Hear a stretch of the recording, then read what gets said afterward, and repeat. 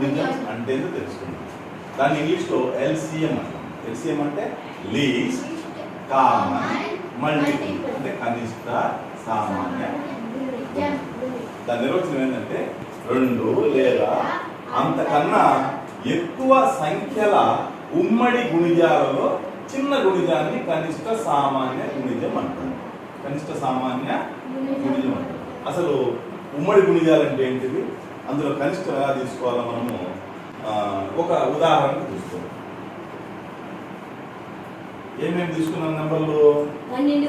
12, 15ల కాసాలు ఎలా కనుక్కున్నాం?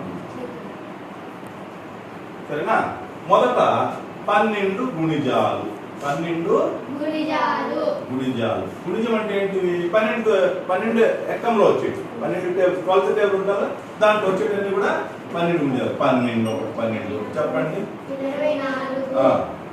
12 36,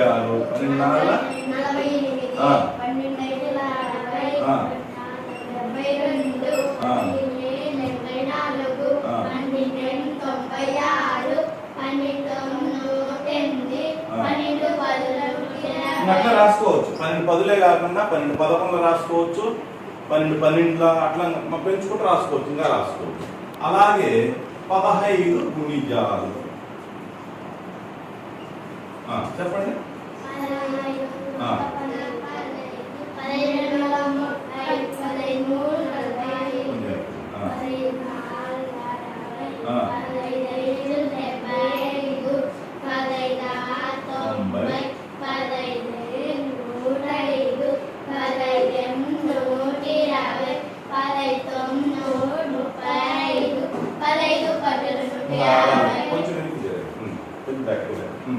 ఇట్లా ఇంకా రాసుకోవచ్చు. 15 11 15 12 అట్లా చాలా రాసుకుంటూ పోవచ్చు. ఇప్పుడు మనం ఏం చేయాలి? గుణిజాలు రాసుకుంటాం. ఇందులోంచి మనము ఉమ్మడి గుణిజాలు తీయాలి. రైట్, ఉమ్మడి గుణిజాలు తీసేయాలి. ఉమ్మడి అంటే ఇందులోనూ ఉండాలి, 12 గుణిజాల్లోనూ ఉండాలి, 15 గుణిజాల్లో ఉండేవి మనము రాసుకుంటాం. ఇక్కడ చూడండి, ఇందులో ఉండేవి ఏమేమి ఉన్నాయి చూద్దాం. చూడండి, ఇక్కడ 60 ఉంది, ఇక్కడ 60 ఉంది. ఓకే, నెక్స్ట్ ఇంకా చూసుకునే ఉన్నాయా?